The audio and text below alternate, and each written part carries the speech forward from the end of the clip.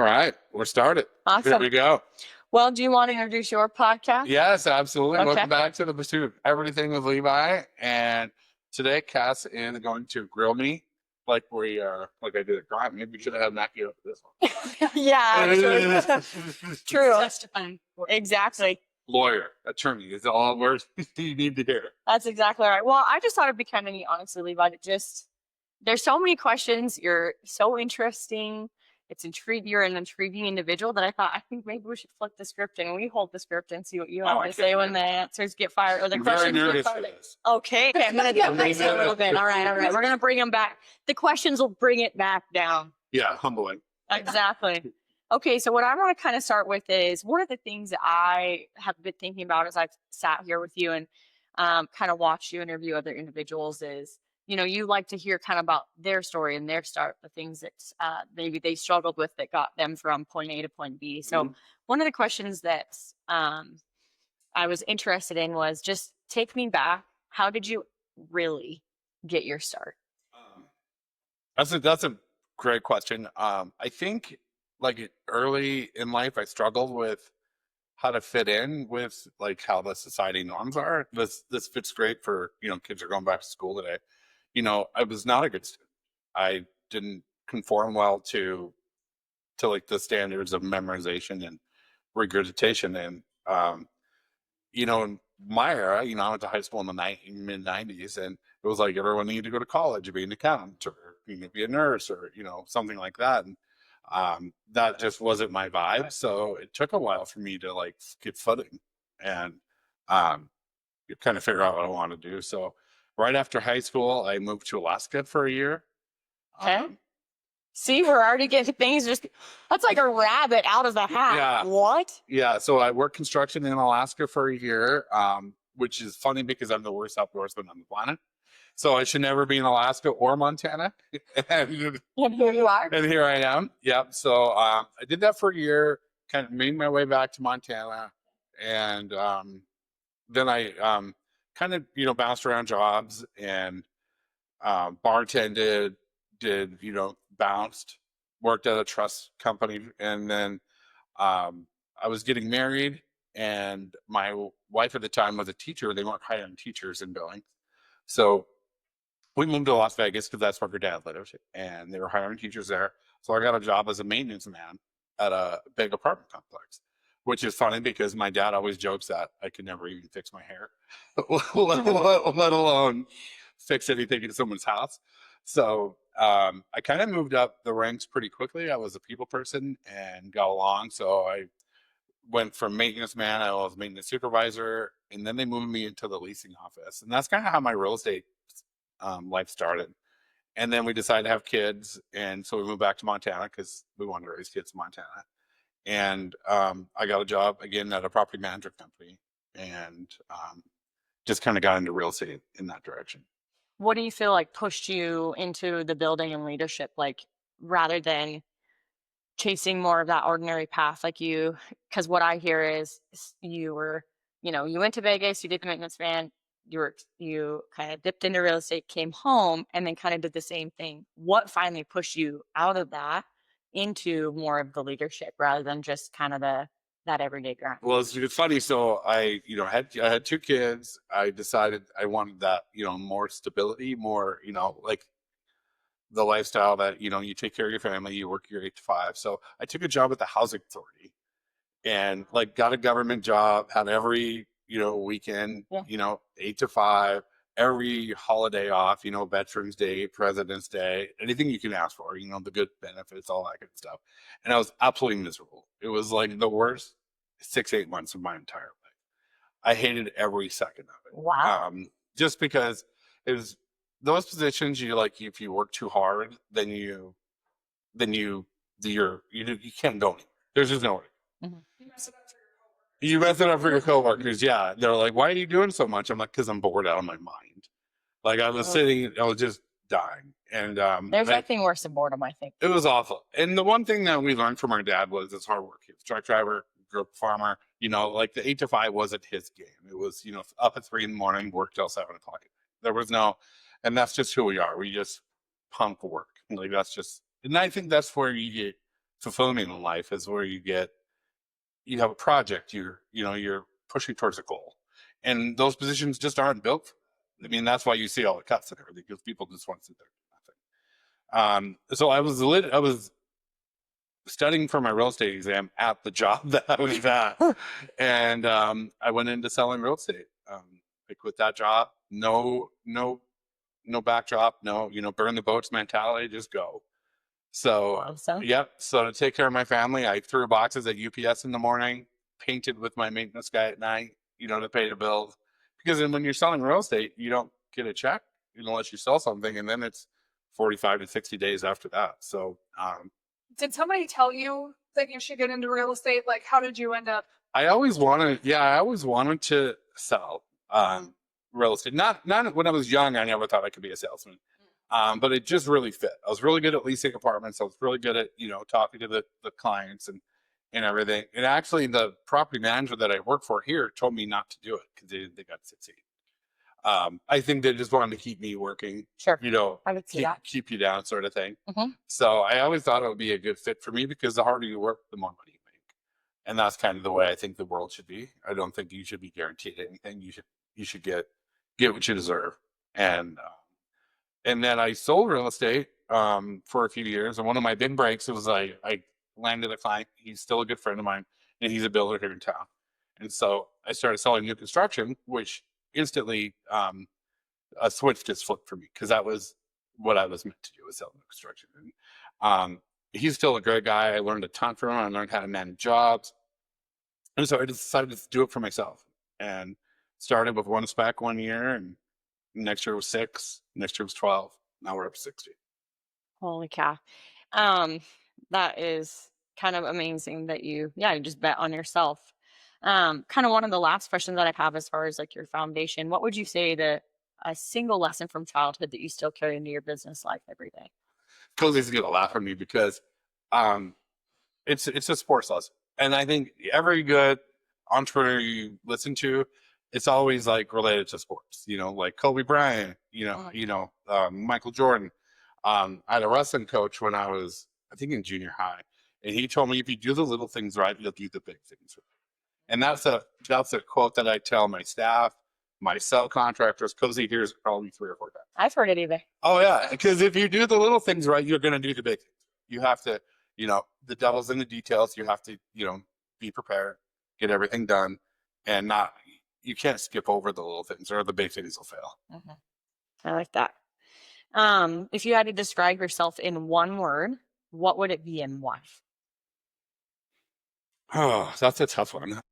Driven, I think, is probably it. Like there's no letdown. There's no stop. Mm. We keep hiring staff and we keep getting bigger and bigger. And I keep thinking like I could slow down and probably make the same amount of money for my family without the staff and without everything else. But to grow a big organism that is our business now, that you have to be driven. You have to work on Labor Day, which I did. There's no time off. My mind never stops. It's constantly going. So driven probably. Okay. Or manic or crazy. Extra. Extra. Okay, that also works. Those adjectives are all in the same row. There's no I don't let off the gas. Whether it's if I'm playing golf, I'm playing golf. If we're having cocktails, we're having all cocktails. Yep. There is no all gas, no break. 100%. I like that. What would you say is the key to perseverance when everything feels stacked against you? Right foot, left foot. It's a great quote I heard. Like you might have a huge task to take on, but you'll never finish it. It's that, one bite out of a time sort of thing.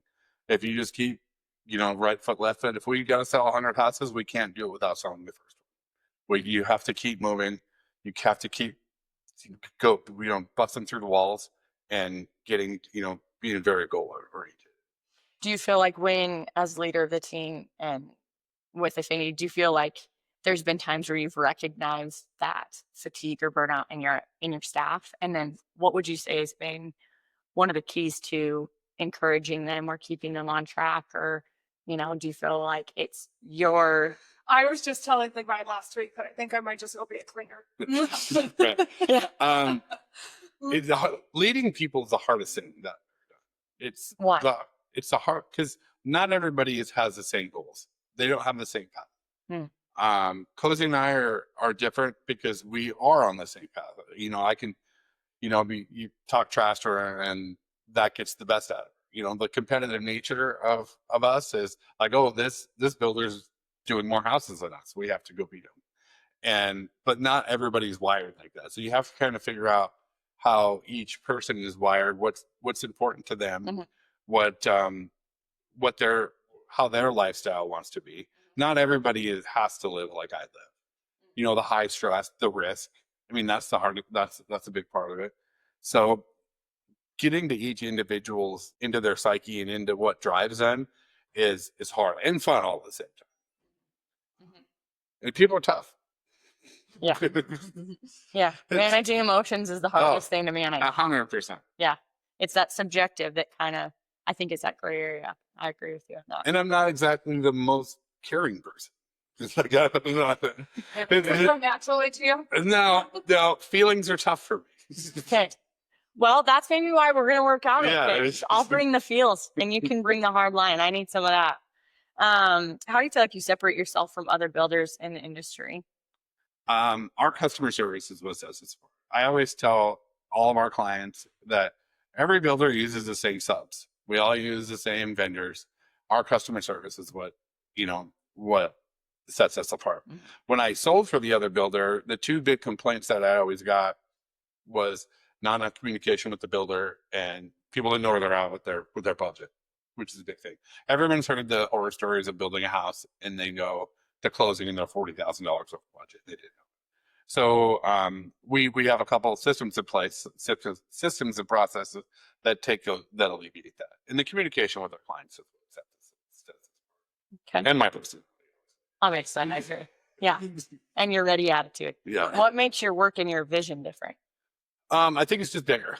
I think the one thing I've done really well is surround myself with we're in Montana. There's not a lot of people with there's just not a lot of people first. And then there's not a lot of people with big goals and dreams. They're happy, fishing on the weekends and that kind of stuff, where I'm driven to build a big company. And I've surrounded myself with people nationally that share the same goals, same visions, that we can bounce ideas off and we can, grow those bigger companies and leave a legacy for our family. That's perfect. So my next question, that leads into my next question is, when you hear the word legacy, what does it mean to you personally, not professionally? Personally, so we grew up super poor. And so like legacy to me, that our kids don't have to live that lifestyle. Cozy was just with my son this weekend and they were and my buddies and they were telling stories and my son was like, quit telling stories. Well, my friends think I'm prepping. They think, it comes from a well-off family. So he doesn't have to live that life that we did. So to me, it's legacy to me. I don't really care what other people think.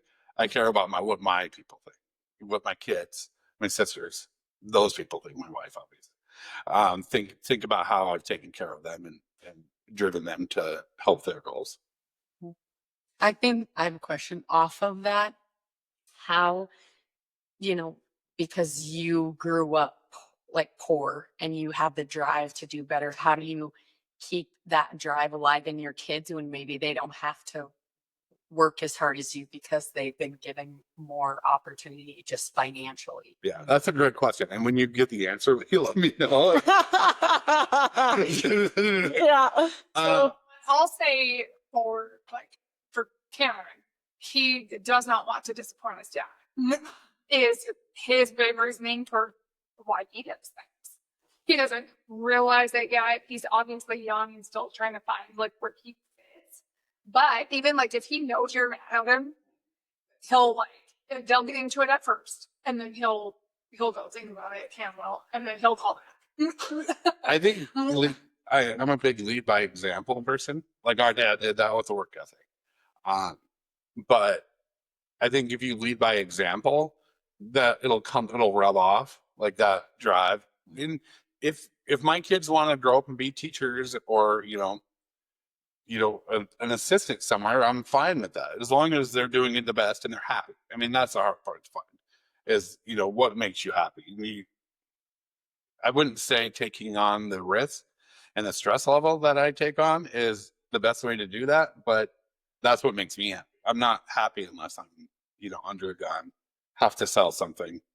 But for them to find happiness is probably the best answer. Mhm. Yeah. That's a tough one. Like making them work even if they don't Oh, yeah. necessarily have to. Oh yeah. And encouraging them to play I tell them sports. yeah. like- Oh yeah. yeah. Yeah. Yeah. My working out, all of that kind of stuff. Those are things that are us. And keeping things clean, even if Taking you pride in- taking pride in what you have. Or to like, you don't have money, I have money. Yeah. Somebody they made a joke one day, oh, we have money. I'm like, you don't have money, I have money. Like Let's get it straight. right. Yeah, let's keep it straight, get it straight, and keep it straight. Yeah, Exactly. kind of that earned mentality. You're Kind of that you talked about in the beginning. I thought it was neat because when you were kind of describing with Cam, it almost seemed like you kind of had to pull back a little bit of emotion. Am I No, right? he got emotional is what made me get emotional. Yeah, I could see it too. I could see it too. I could see it too. I could see it too, where you kind of were pulling back, and I think it's neat because you guys have such a close family unit. But I think, just from like bird's eye view or from surface view, it seems as though your guys' relationship with one another, kind of even as you guys talk about Cam and stuff, is extremely important. oh well. Like I got 2 sisters and the kids, and my wife, and we'll go to war. Like this is what we lock it up. I love it. I think it's refreshing to kind of peel back some layers. Oh, I know. Fine. What's fun about that is we Sorry, is that Mike? I just want to give a little. What's fun encouraging. about that is we'll work harder than anybody because we know what we're striving for. And I don't know if you can get that with somebody that's not in your core circle. It doesn't have to be your sibling or your family member, but you've got to find those people that you want to go to war with every day. And that's what makes it fun. If you want some kind of domination, you have to have like-minded people, and those are hard to find. Well, and that's when we end up with like, we have our nephew working here. We have their nephew's wife working here. One of Levi's best friend's sisters works here. Yeah, you have to, and I feel like we have to do all kind of like think alike about that. Do you feel like it's made kind of the growth easier or effortless? Do you feel like it's made it where you have this kind of culture mentality where you maybe feel more seen because everyone has this same mentality? Like what about that? Do you feel like you go to war together, so you have the same drive, but like what about other than that? Like what comes out of that war? Well, I think it's the not wanting to let that person down, that whoever you're working with, because there's more at stake. If you're working at the hospital and you let the doctor down for you forget something, or you don't really care. Like, no, they'll figure it out. You know what I mean? Like You deal with life. yeah, yeah. You know what I mean? Yeah. Or if you forget something, or if you do something stupid, it kind of goes by the wayside sometimes. But like if you're working with someone you care about, your family, something like that, you don't want to let them down. Like all of our livelihoods depend on this success, and that's a big thing for me. What do you feel like you're really chasing? Like, is it success? Is it impact? Is it freedom? Do you feel like it's something deeper? Does it connect to the legacy that you're trying to leave? You talk about that financial freedom is what I've kind of heard you say, and that you want to, you want your boys to experience better than even what you had, that you have this goal you're all driving towards kind of with this left foot, right foot, but like, what is it you're really chasing? It's free. It's the freedom to be like, oh, we want to go to Phoenix. We can leave tomorrow. I'm not a big toy guy. I don't buy boats and RVs and not real flashy. I've got nice watches, but that's for nice car. But I don't really care about money. That money is just a scoreboard of how you keep score. To me, it's about taking care of my family, and if we want to go to Pittsburgh for a football game, we can book a last minute flight and go. Or we have what we need, decent house, that kind of stuff. Like the freedom to me is the best. If we want to take off, we can. Do you feel like that was something that was maybe missing in? It's missing in everybody's life. If you're the velvet prison is what I call it. If you're working an 8 to 5 job, you have to put in a request for a vacation. If you're out of your 2 week vacation, like I've built it now to where I'm planning to work in Phoenix all February. Like all bail. And my team is strong. Everybody keep the machine running. I talk about a lot about this. We've built this velvet prison where we buy these things. You go buy a boat, like my next door neighbor, 2 boats, 2 RVs. And he's like a 30-year-old kid. The problem is then he's strapped to these things. Then has to go to work. He can go on a weekend and go camping, but that's not real free. You still have to be at work every day. You still have to go do those things. When you're building your own mission, you're able to do that wherever you want to do it at any time. That's a like amazing perspective to me, actually. Like that is pretty neat. I'm like, okay, that has me kind of okay. And the system has it built like that. So we get trapped into it. Why do you think they give you credit? Why do you think they give you all of these things to keep you locked into working your 40-hour job, paying the taxes, and then you're strapped, and then it's built. And the only ones that are breaking through that are entrepreneurs because they have the vision, they have the drive to go. You have to work more than 40 hours a week to build that machine, but it's worth it in the end. Mm-hmm. 10 years from now, how do you want people or others to talk about the mark you've left behind? So that kind of ties to place. You'd be like, what do you want them to say about the mark you're leaving? I never really care what people say because when you start, people say, oh, there's no way you can do it. There's no way they'll be able to do it. And then when you start doing it, then they still talk trash about you. They're still like, oh, I can't keep it up. And then when you're on the top, like we're at the top of volume in Montana, then you're the target. So people are always trying to like bring you down with some sort, like unless it's like you're close to it. And like our customers, I want them to say that we treated them well, we took care of them, we said we do. Our subcontractors, it's very important to me that we pay them on time. We help take care of their families. That way it's happy. My staff, I meet with them quarterly about their goals and their vision for their lives. I want them to think like Levi helped me get to the place I want to be with you, with everybody. Other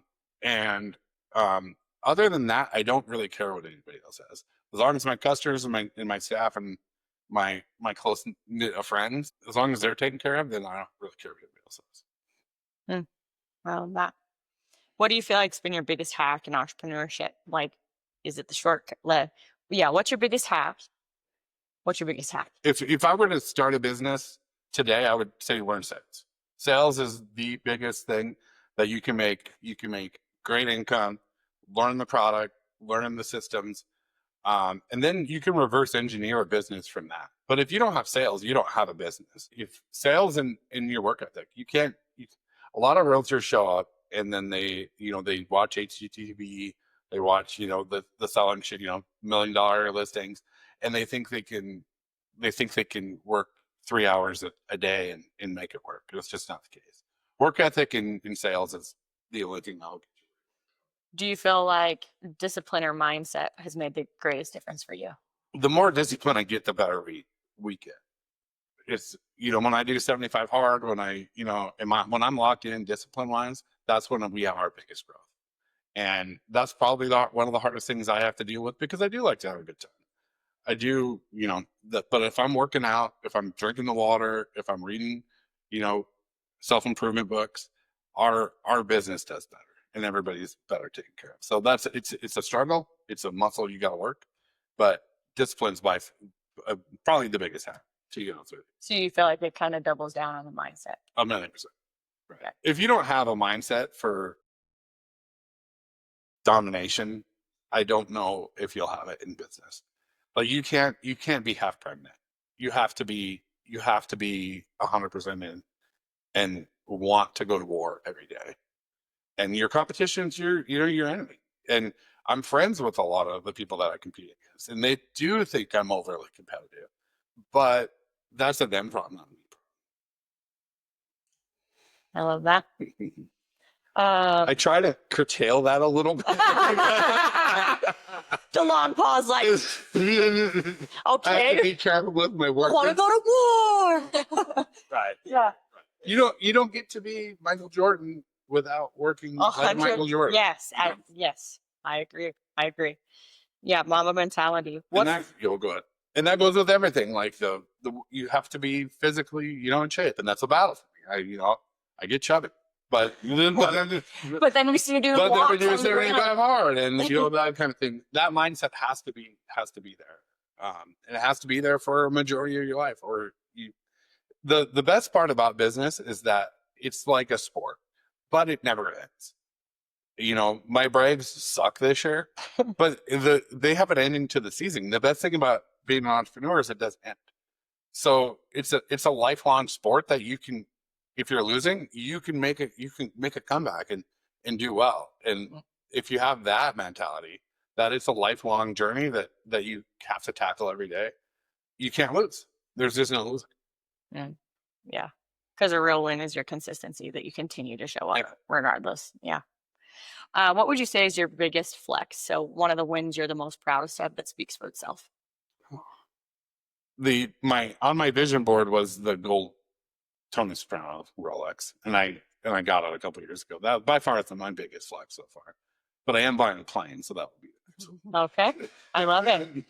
But helping Cozy build her business, helping my staff, reach their goals. That honestly, in my soul, is the biggest flex. That's not a material thing, not a house, nothing like that. Like helping people get to their goals is by far the most fulfilling thing. What are the 3 principles you live by that have been the foundation of your success? It goes back to the little things. Do little things right, you do the big things right. Another one that I don't think gets talked about enough is it's not what you're worth, it's what you negotiate. Negotiation is another big skill. And I'm just gonna outwork everybody. I'm still doing open houses. We're moving into Great Falls. We're gonna push harder than everybody else all the time. And I take criticism well. All of these, if a subcontractor is like, hey, I think this house will be better if we do this. There's no ego in that for me. Stay egoless. When I started building houses, I didn't know how to build houses.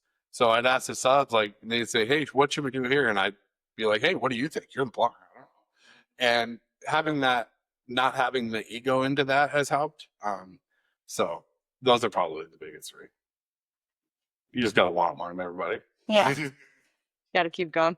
Court, do you feel like you have anything you want to ask or chime in on? I think I had just a couple random things. You want to trade me out? Yeah, you look cute. Trade me out. Let's go. Rotate. Random thoughts. So you're getting your pilot's license or becoming a pilot. Yep. What made you decide to do that, and how does that connect to your pursuit of everything, your pursuit of excellence? Well, so I've always wanted to do it. I've always been interested in it, wanted to do it. One of my best friends is a pilot. He owns a plane. It's a time machine. The thing you can get anywhere. I can see it, in Montana, we can see if it's going to be 20 below a couple of days in advance. Like throw my golf clubs in the plane and hit Phoenix. So that comes along with the freedom. The freedom. That we were talking about, just to be now I don't even have to try to book a flight. Right. I'm just gonna. Now we don't have to go through TSA. We don't have to do anything. Yeah. So I've always wanted to do it. Never thought I'd be able to do it. I do think you have to be a lifelong learner. We're always reading books, that kind of stuff. So that kind of fits into that. Not being a good student is not great for that. So that's where the discipline comes in. But then we're building in 3 other markets that we're in Montana, where everything's 3 hours away. Yeah. So that's gonna make me be able to get to those places faster, and so I can stay on top of our competition in that direction. So, and I think it's just cool. I think it's super cool. Yeah. That was kind of my biggest one that we didn't already cover. I think maybe just wrapping up, what would be next for you? What's your next big goal? I know you said you guys are pushing into Great Falls. Yeah. So just to continue to expand your business, but is there anything else that you're this is I'm going to get my pilot's license. Like, then what's next? Yeah. Because you seem like somebody who's always got Always got something next. Yeah. The next thing, I think we have to like learn about land development. We have that way we can control the land, the houses, the selling. That's the big next push. Multifamily. We got to start building multifamily apartments, car washes, commercial, everything real estate. That's all I know. That's You know, stick to one thing and do it well.